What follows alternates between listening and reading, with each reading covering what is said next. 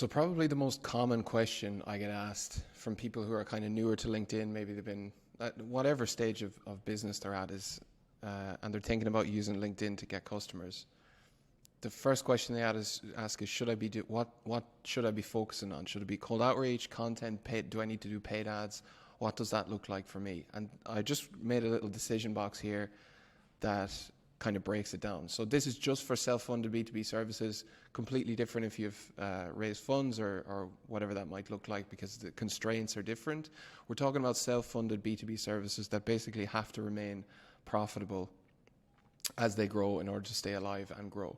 So I've broken it up into 4 sections. So the first, top left, is unproven business model, and what I mean by that is they haven't confirmed definitively that they are profitable, considering everything.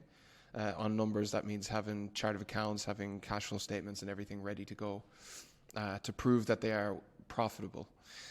And so we have unproven business model here, and then proven this side of the line. So proven and profitable means that they have the numbers, they know they're profitable, they know they have a 40 to 50% net margin after all expenses. So they know their numbers, and then they can make smart decisions. On this axis, we have businesses that have a proven value proposition and or knowledge. So that might be someone with a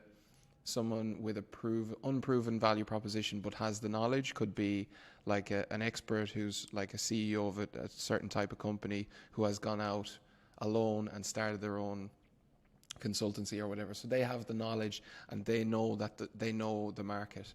The proven value prop can be basically that they have an offer that is clear and understood by the market and that they're getting purchases effectively.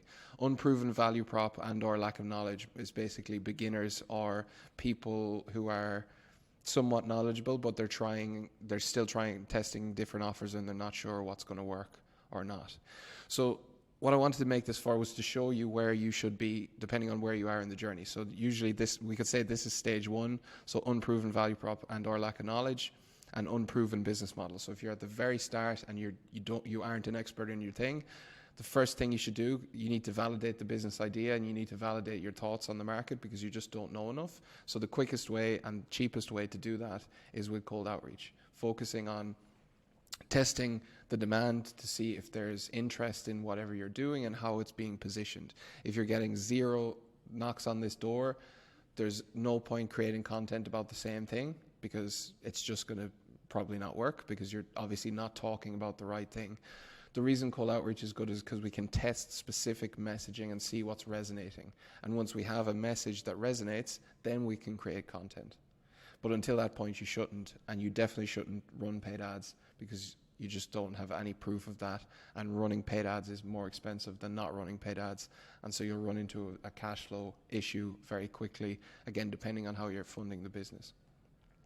Next level up is when if you've passed that and you have a strong level of knowledge in your thing or a good value proposition and offer that will allow you to make sales effectively. So these are the types of businesses that should be doing both cold outreach and content. It's not one or the other, it's one and the other. So the cold outreach in the earlier stages is used to test, and then once you have a clear message, you can use content to exponentially grow that reach and get your offer in front of more people, because just inherently content is much more scalable per unit of time than cold outreach, because you're limited by, if we're talking about one LinkedIn account, you're limited to 200 connection requests per week, whereas on content, sure, you might get low impressions at the start, but that'll grow and grow and grow over time, and your message will get more concise, making it work better. However, unproven business model means you don't know for definite how profitable you are, and until you know that, you shouldn't be doing paid ads basically, because paid ads are an expensive cost, and while they're the best way to scale a business over the long term, you need to know your numbers and you need to have that all locked in. And then there's the other type of business who has a proven value prop / offer. They are knowledgeable, which kind of go hand in hand, and they've proven to be profitable. Because if you think about it, if you're running organically, and you've a 50% net margin, you realize that your net margin is going to go down after you start then spending money on ads. But that's okay as long as you have that factored in and you know how to deal with the numbers, and you can go from there. And businesses that get to this stage can scale the fastest because they have the defined message, they have the channels coming in through content, and then they add the paid on top of that. So they all work together to reduce the CPA per customer, the cost per acquisition, the amount that they have to spend to get a new client.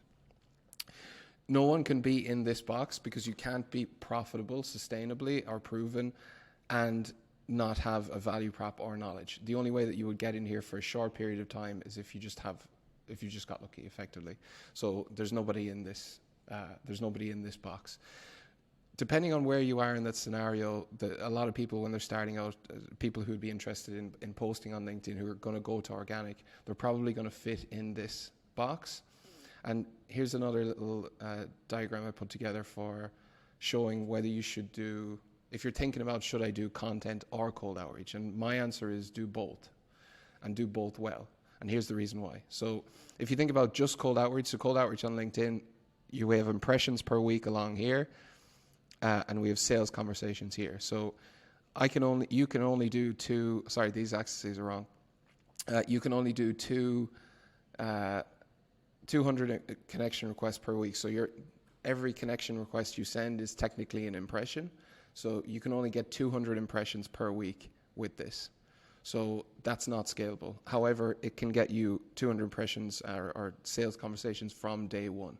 So it starts off very fast. You can set up a campaign in half an hour, have it running, and get a lead the next day. I've done this. It's very much possible. With content, it's the opposite. So it takes a minute to get started. It might take you a couple of months, or it could take you a couple of weeks, or a couple of months, or it varies. Sometimes it can take a couple of days, but it varies for a lot of people. But it's slower to get started, but once you understand how to do it, it scales a lot in a lot more linear way, and you aren't capped at any point, because you put in 1 hour on day one and you don't get very much out of it, but after 100 days of content, you put in that same hour and you get a lot more. So, and that continues to grow over time as your knowledge grows, as your audience grows, as your messaging improves. What I say is you should be doing both. So start with cold outreach and content. Start the cold outreach at the very start. That's going to get you a couple of leads going in the door straight away. Again, they're not going to be the highest quality because there's not that trust there through content, but we want to build both together. So if you'll see here, you're getting leads from day one, and then you're adding on top of that as the content starts to grow over time. So we don't want it's not a case of do I do content or cold outreach. It's a case of do both and get so that you get the most out of both.